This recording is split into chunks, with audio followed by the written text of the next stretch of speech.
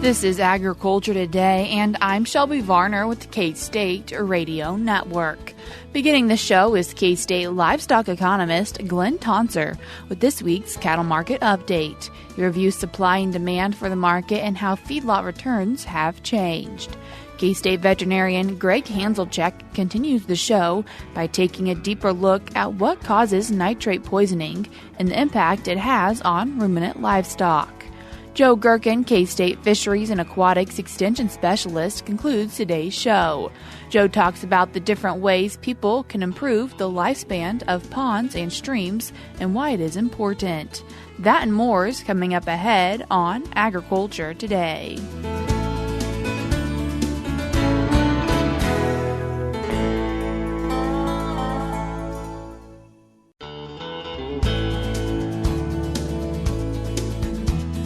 You're tuned in to Agriculture Today, and we start our Monday show with a cattle market update. And this week, we're joined with K-State livestock economist Glynn Tonsor. Glynn, thanks for joining us today. Oh, my pleasure. Thanks for having me on.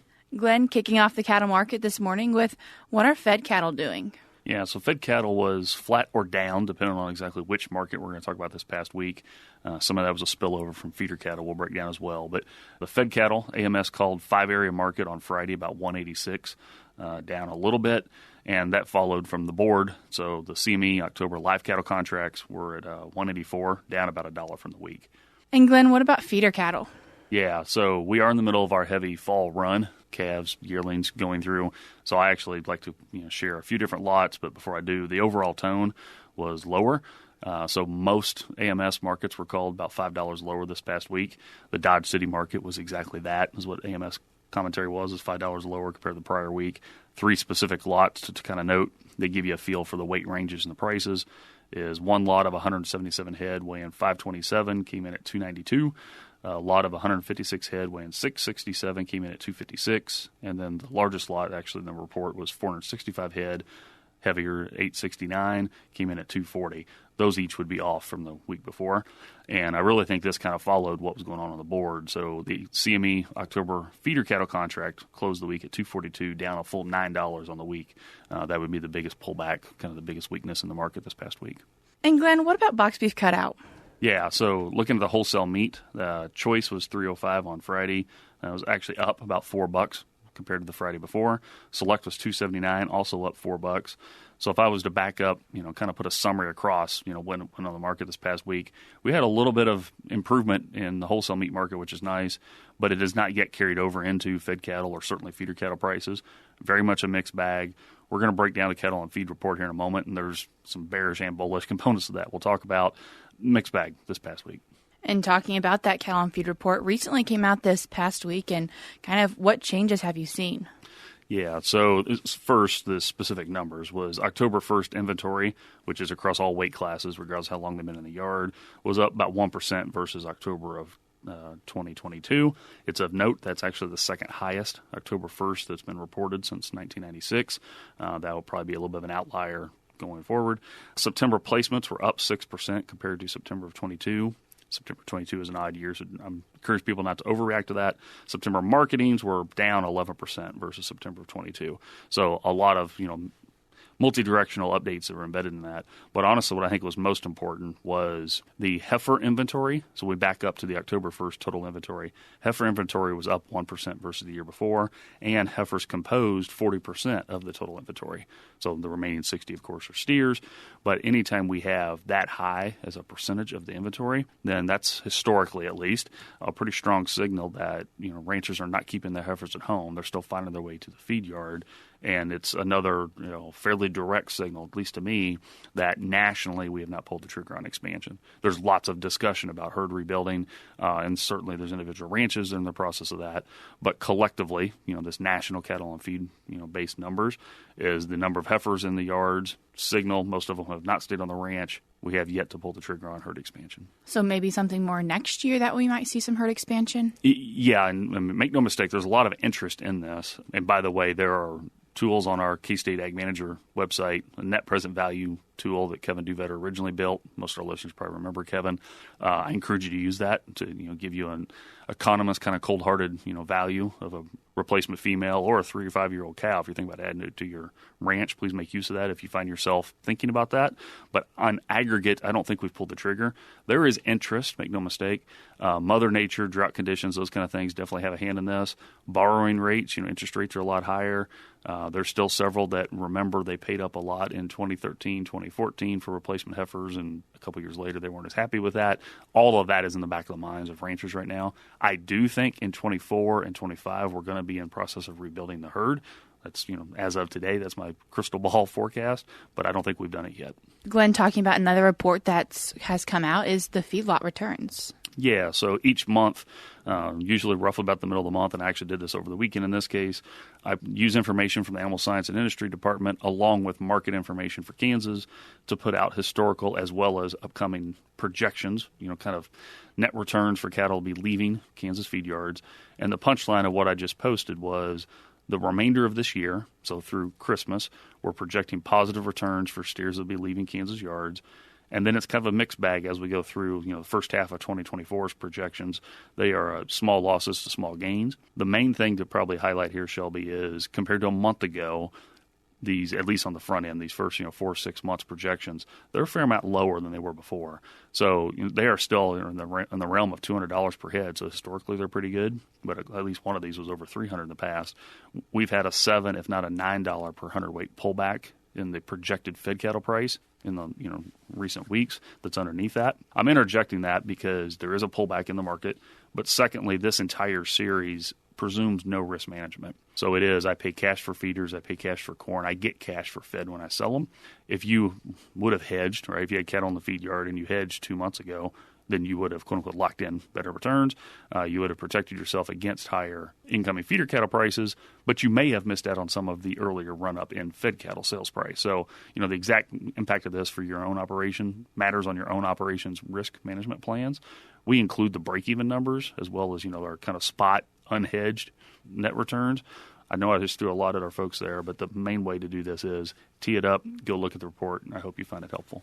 And so a lot of those numbers are still positive, just not as positive as they were. Correct. And these are per head numbers. The commentary in the feedlot space is, what are we going to do as we continue to run out of feeders coming in? So these are per head returns. When you multiply them by a lower number, then you're not doing as well as you would have when the yards were full. That's not as much of an issue now, but in the months ahead, we're going to talk more and more about that. Glynn, something you usually talk about when we come in, and something important to you is demand updates. And so what are we seeing from the latest USDA-based demand? So it's important to me because supply and demand work together to tell us the price and quantity situation. And I am that ever-dry economist that always talks about demand. But most of our listeners know I track meat demand, beef, pork, chicken demand, multiple ways here at K-State. And the most lagged way I do it is, or the oldest information, is from USDA. And again, this past weekend, I updated what I could there. And the latest information we have solely from USDA that is not survey-based now goes through August. So people are following me on the lag here. The domestic situation is beef demand in August was up 3% versus August of 22. Pork demand was down 6% and chicken was down 6%. Beef and pork, per those measures, right, there's 8 months of information we have now here in 2023, have been down the vast majority. So beef was down all but 2 months in 23 so far. Pork was down all but 1 so far. Chicken's a mixed bag. So mixed bag on the demand story so far this year. When you look at export demand, so this is foreign demand for U.S. meat, beef demand was down 9% in August compared to August of 22. Pork and chicken were both up. And there's, very big difference is this is, for over a year now consecutively, we had a pullback in foreign demand for U.S. beef. We were at some highs in affordability, relative price on the global market, so forth all come to play. And then we have over a year straight of pork demand growth in the foreign market, which is very much helping because pork producers are in the middle of some very challenging, profitability challenges. It's nice to see that export demand growth. I'd like to see more because more is needed. But it's very much a tale of two different industries between beef and pork when we talk about the export market. And with this lag data, a little bit more kind of timely data is your meat demand monitor. Yeah, so and the reason these are different is they are different data flows. And to your point on it being more current is we're always gathering information in the meat demand monitor. You and I are talking here as October concludes. So the October data is being collected as we speak. The last published report, which has been USDA reviewed and approved, was for September. The punchline in that September report was domestic retail demand was up for most of the categories we tracked. Food service demand was down for them all. So foot traffic through restaurants was down. And probably the most important measure to interject there is household financial sentiment is pretty pessimistic. In September of 23, only 17% in this large national survey of over 2,000 people tell us their household finances have improved since September of 22. Only 17%. So the remaining 83, it's the same or worse, and specifically 38% told me it was worse. So if your finances are the same, or certainly if they're deteriorating, we tend to tighten our financial wallet. Things like meat protein tend to be a little more expensive than other food categories. That is definitely a bearish pressure on the broader meat demand category. I've been saying that for a few months, just as cost of living has outpaced wages for a lot of folks. And there's broader macroeconomic uncertainty. The turmoil in the Middle East has developed during that time period and so forth.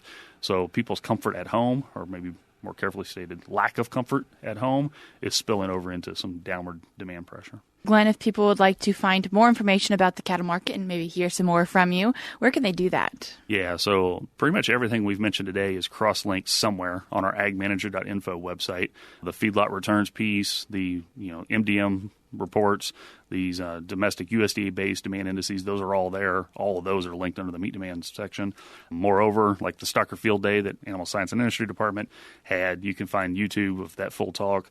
This past week, U.S. Farm Report and Farm Journal was on campus, which was great. I'm bringing that up because there's a lot of different segments that we did video shoots on this that you can find. So most of this you now can find on the web in different places. That was K-State livestock economist Glynn Tonsor. I will link the resources that he mentioned in today's show notes on agtoday.net. We're cutting to a short break now, but we'll be back with more ahead.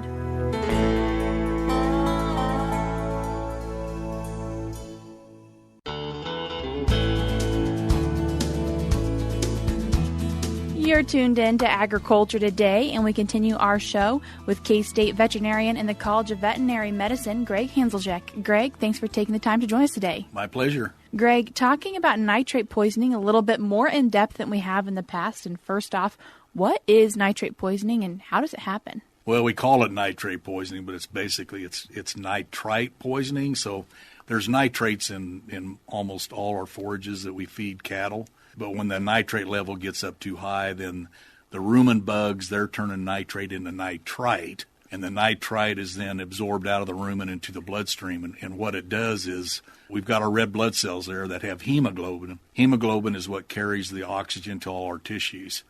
So when this elevated nitrite gets into the system, it changes the hemoglobin to a product we call methemoglobin, which cannot carry the oxygen. And so when animals become poisoned because of nitrates, it's the fact that their tissues are dying because there's not any oxygen being delivered by the red blood cells. So really just concerns with species that have rumens then? That's right, yep. And it's cattle, sheep, and goats. But when we see it, it's in cattle. How does this poisoning happen? Well, typically they're just consuming too much nitrate for the bugs to utilize. And so this elevated nitrite just leaks out of the rumen into the blood system. And then these animals act like they're oxygen starved. So they might be wobbling, can't walk right, might be salivating, open mouth breathing. And then abortions. We see a lot of abortions due to nitrate poisoning. Talk a little bit more about the abortions here in a second, but first discussing kind of what forage they get the excess nitrate from. Yeah, that's a great question because not all forages accumulate nitrates, but a lot of our common ones do, especially like millet, any type of corn or sorghum sudan, those kind of products, oat hay. Those are forages. If the environmental conditions are correct, they will accumulate nitrates particularly in their stems. And this year during the drought season, it was a perfect time for them to accumulate nitrates. The other things, times we'll see it, are weeds. There's a lot of weeds, and the number one on the list is Johnson grass. So anytime that we're baling hay and there's some Johnson grass in it, we're always concerned about nitrate poisoning. And Gregg, kind of jumping back and talking a little bit about abortions and cow-calf operations. You discussed this a little bit with me in the beginning, and the cows seem fine, but obviously the calves not so much. Yep, and it's pretty strange. But last year we monitor and look and summarize what the causes of abortion are for the samples that come through our lab. And 22% of the abortion cases that we worked up with a diagnosis were due to nitrate poisoning. And it's rare that the cows ever show that they're poisoned by nitrates. They act normal, but there's apparently enough nitrite in their system that's causing an oxygen issue with the fetus. The fetus dies and then is aborted. So it's very, very common. For producers who have a cow abort but can't find another reason, how could they possibly test to see if this is the issue? Well, strangely enough, that the sample, whether it's a dead cow, which is common for nitrate, or an aborted fetus, it's the fluid in the eye, the ocular fluid. That's where the nitrate is accumulating, and that's the test that we want. So producers can go on we have a YouTube channel, KSVDL YouTube. We've got a channel on there, a little short 2-minute video that shows producers how to take the proper sample of the eye from aborted fetus or whatever. So there isn't any reason why they can't collect that sample on their own. Is there a little bit of a time frame that producers need to get that sample collected within? This fluid is with nitrates in it, is pretty stable for 48 hours. So as long as you can get it collected within 48 hours, if it's going to be delayed getting it to us, just freeze that sample, put it in a sterile tube of some type, and then freeze it and then send it to us. Are there any indicators that livestock or cattle might have nitrate poisoning? Well, the classical sign before death is that their blood will be brown, and they call it chocolate blood. And that's just because oxygenated blood is very red, and this blood's not carrying oxygen, so it's brown. But I can tell you that it's rare that we see live animals with nitrate poisoning. Usually they're dead when they're found by the producer. But if they do notice, and it just so happens that they can look at the blood, and that's typically what veterinarians will do, that's the classical sign. So if they are able to catch it, are there any treatment options? There is one treatment called methylene blue, where if you give the solution IV very slowly, and a veterinarian would have to do this, if you catch them early, it does help them. The downside is that the slaughter withhold on that compound is extremely long, talking a year or two before those animals can actually be sold for slaughter, just from the treatment itself. So prevention is always the key for this. Talking about prevention, forage analysis is one of those options. Yeah, we recommend that any forage that, whether it's brome or just native grass, if there's which are not accumulators of nitrates, but if there's weeds in there, highly recommend that those are sampled for nitrate levels. Any of your sorghum sudan, corn, oat hay. Oat hay is one we don't talk enough about.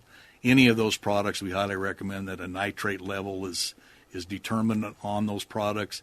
It only costs $10 to $15, and you can really save some animals by testing the forages. Gregg, you also mentioned that people could do an at-home field test to see if they have it in their fields before they maybe send it for analysis. Yeah, our tox group actually has a compound that's based on sulfuric acid, so we can't ship it. We can't ship it through any shipping thing, but we've provided it to a lot of county extension agents in Kansas, and it's just, we take like a corn stalk, open it up, put this solution on there. If it turns a certain color, then that means there's nitrates there. So if producers want a quick, rapid test to see if they have nitrates, take some of those products into the county extension agent and see if they have this compound. If it's positive, we still highly recommend that they sample that forage, send it into a laboratory so that they get a level of nitrates. This thing's just going to say whether nitrate's there or not. It's not going to tell you whether it's high or low. And there are other different options for when getting it out of the field or feeding it to their livestock. And one of those is how high or low that cutter bar is. Yep, so that's another great question. So nitrates are accumulating the bottom 6 inches of the plant. So, in a drought situation, we want as much forage harvested as possible. But if you leave the bottom 6 inches in the field, that's a way to harvest the forages and reduce the amount of nitrate in the product. The other thing, if we can make it into silage and we do a good job of putting it up in the right moisture and packing it and all that, and it goes through a good fermentation process, it'll lose 30 to 50% of the nitrates. One thing I didn't mention before we got on here is that nitrates in a baled forage will not disappear in time. Meaning, if you bale high nitrate round bales this year, next year if you feed them, they're still going to be high in nitrates. So it doesn't go away in time like prussic acid and some of our other toxins do. With nitrates, is moderation or diluting it and mixing it together with other things a possibility? Yeah, we rarely see the nitrate levels in our forages high enough where we can't use it. You can design rations and dilute it with low nitrate forages so that it'll be safe to the animals. We may say we don't want to feed this to pregnant animals, but to anybody else we can. And Greg, as we wrap up today's conversation, you mentioned that these conditions this year are kind of favorable towards this being a potential issue for cattle producers or producers with ruminant animals. However, is this something to really keep in mind every year? I would keep it in mind every year just because we see so much of it. And you're right, this year, I think at one time 98% of the state of Kansas was considered to be in a drought situation. And drought situations a lot of times promote the accumulation of nitrates in the plants. So this year was especially bad. So this year, any forage that was harvested, I would test it for nitrates, and then in the subsequent years, just do it as needed. Greg, I appreciate you taking the time to join us today and share with us some information and some concerns with nitrate poisoning. My pleasure. That was K-State veterinarian in the College of Veterinary Medicine, Gregg Hanzlicek. I will link the video that he mentioned in today's show notes on agtoday.net. Before we cut to a break, we're going to be joined by Kansas Livestock Association's Scarlett Higgins as she discusses educational pieces that 3 beef councils have come together to launch to help students better understand the beef industry. The Kansas Beef Council has partnered with the Nebraska and Oklahoma Beef Councils to bring agricultural education into mainstream classrooms through a booklet series about various aspects of the beef industry. The series will contain 3 readers that provide scientifically accurate facts about beef production, information on the various occupations in the cattle industry, and QR codes that allow students to dig deeper into content. The readers have been designed for students in both middle and high school and target STEM and family and consumer sciences classes. The material was developed not only to inform students about cattle production, but also to encourage them to think critically about the complexities of various sustainability aspects. According to Kansas Beef Council Director of Nutrition Abby Hadari, the reader series will help students who typically do not take agriculture-based classes make connections to the beef industry in a traditional classroom setting. She said the series will help students become critical observers and analytical thinkers as they uncover the interconnectedness of beef production and sustainability. Teachers interested in the readers can go to kansasbeef.org, click on Educational Resources, then scroll to the bottom of the page and click on Beef in Schools under more information. I'm Scarlett Higgins. Once again, that was Kansas Livestock Association's Scarlett Higgins. I will also link the resources that she mentioned in today's show notes. We're cutting to a short break now, but we'll be back with more ahead.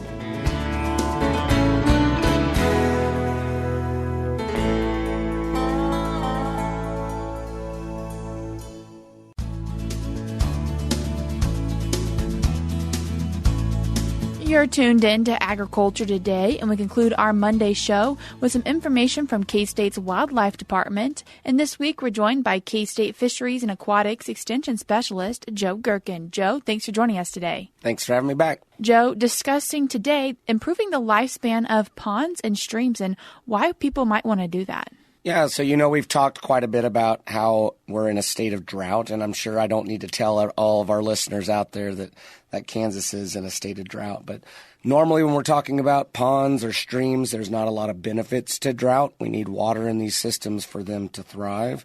But there are some opportunities that arise with drought. And so some of those opportunities we can seize on and really expand the life of our ponds or make sure that they're really serving the needs that they need to.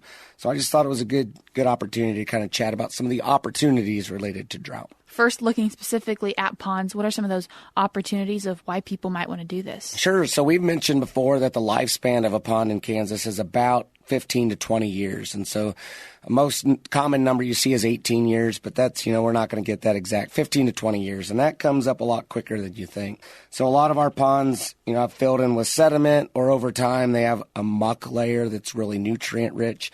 That can lead to some issues with excessive plant growth, for example.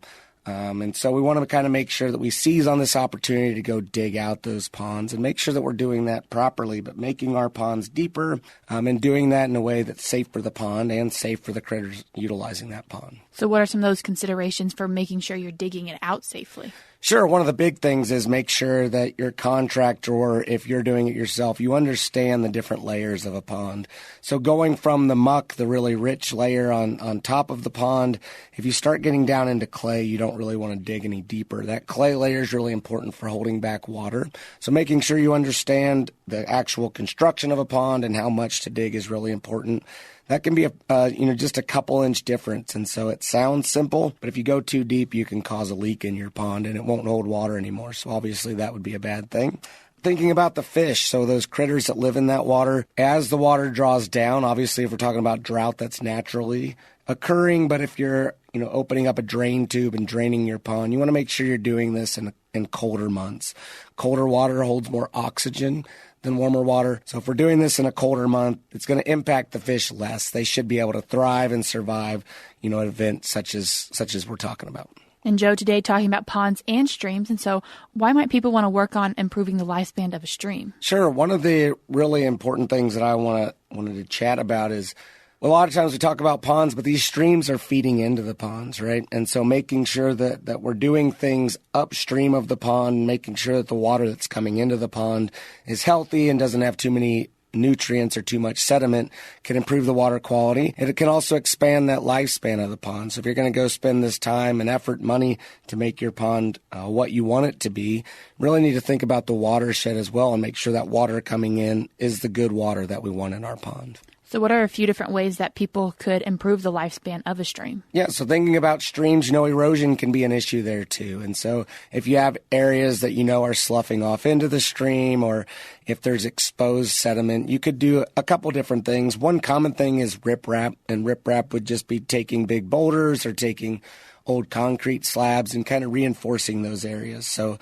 the dirt isn't just washing into the stream anymore. We kind of have some sort of hold back there, or some sort of structure to hold the sediment back.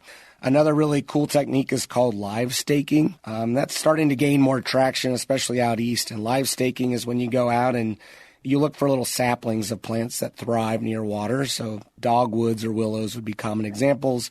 You cut those little saplings off, and then you push them into the bank of the stream, and they'll grow up and help to stabilize that bank. So just a couple opportunities to make sure that we're protecting those streams so that the water coming into our pond is happy and healthy. Overall, hoping to improve water quality then for that pond. Yeah, that's our goal, obviously. We want to make sure that we have good water coming into our pond. So if it's being utilized for livestock, fishing, whatever we're doing in it, that it's a healthy pond for us to enjoy.